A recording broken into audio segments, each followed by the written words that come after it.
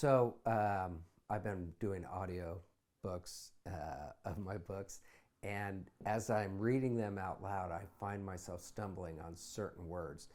For example, it's February. That's not too hard, but it's really spelled February, which just makes your mouth into like, a tumbleweed blowing in the wind. The word that I struggled with, and I tried like a dozen times to get it right, is obligatory.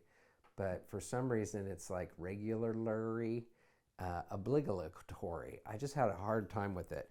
So, just a reminder, all three books are out. Book one is called Tightrope. Book two is Lightning Crashes. And book three just came out fairly recently, and this one's called Wheel in the Sky.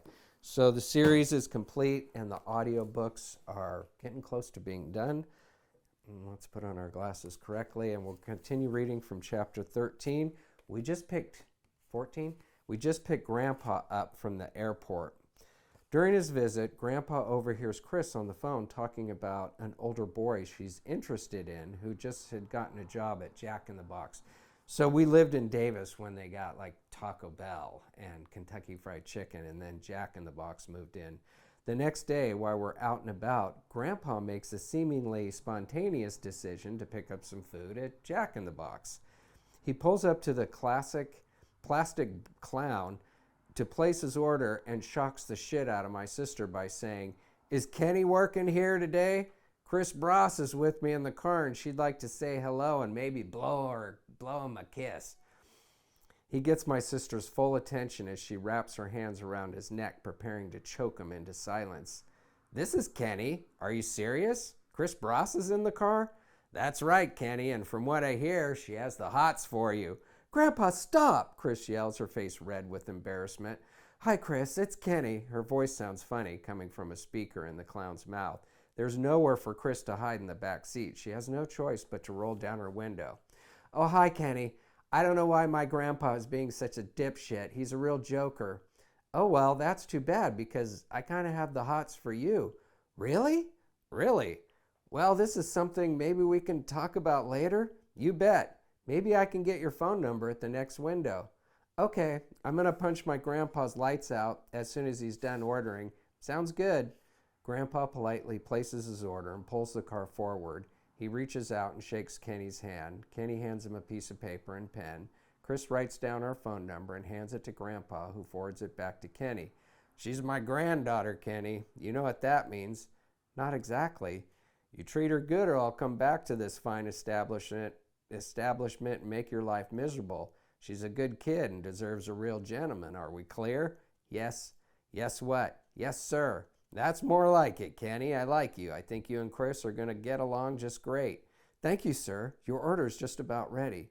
Chris and Kenny exchange awkward glances until we have our food and are on our way.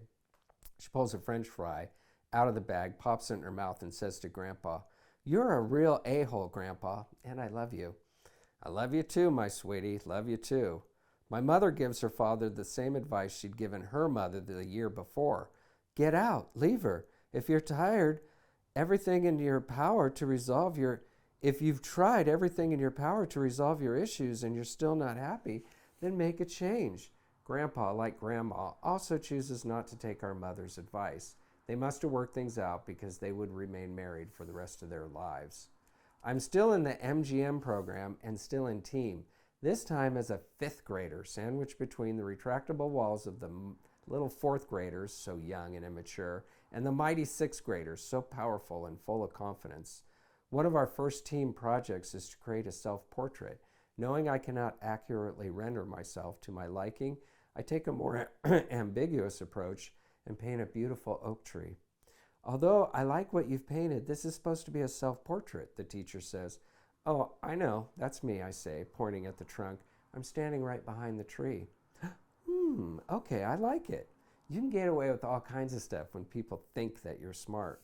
Our next assignment is to write an essay. I had never heard that term before and think the teacher is saying S period, A period, which must stand for student assignment.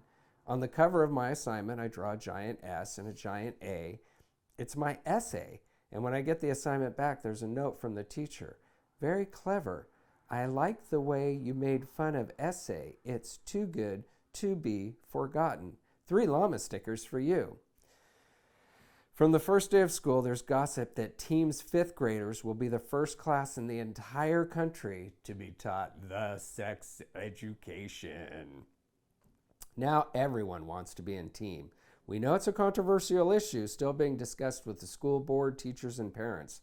My class simply cannot wait for the sex education to begin. As 5th graders, we fuel wild rumors about movies, visual aids, and perhaps even live demonstrations. Our sex education does not happen during the first, second, or third week of school. Gordon Wadehofer finally raises his hand in the middle of a math lesson and asks the question that's on everyone's mind. When are you going to start the sex education? Mrs. Brooks smiles uncomfortably. It's just been approved. I'll be teaching it later in the school year. There are collective groans and heavy sighs of disappointment from the entire class. We want the sex education now, says a random voice from the back of the room. Yeah, that's right, says another. Mrs. Brooks sees our eager faces and considers her options. I suppose we could start next week if that's what you really want. Should we take a vote? All those in favor of starting the sex education class next week, raise your hands. There's no need to count. Everyone in the class already has their hand raised. Some of us raised both. When the big day finally arrives, we're ready to dive in, but poor Miss Brooks is visually nervous. She writes the title of our first lesson on the chalkboard, Puberty and Pubic Hair, with a weak and trembling hand. Then she draws what looks like a gingerbread man with little lightning bolts coming out from under his arms and on his groin.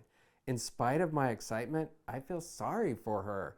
The whole class is staring at our teacher's pits, which are a sweaty mess. I'm thinking, if she's so embarrassed just trying to say pubic hair, how's she ever going to say words like vagina, orgasm, gonads, erection, lubrication, penetration, fornication, copulation, and doggy style? I can't take it any longer and raise my hand. Yes, Tom? You don't need to be nervous teaching us the sex education. We already know most of this stuff, so it's really no big deal. I was trying to put her at ease, and it worked because you'll see, if you tune in to the next page starting Tuesday with Tom, how the sex education goes. Thank you for tuning in. Hope you're enjoying the reads. I'm sick of my voice. I know you are too. I'll see you next time. Bye.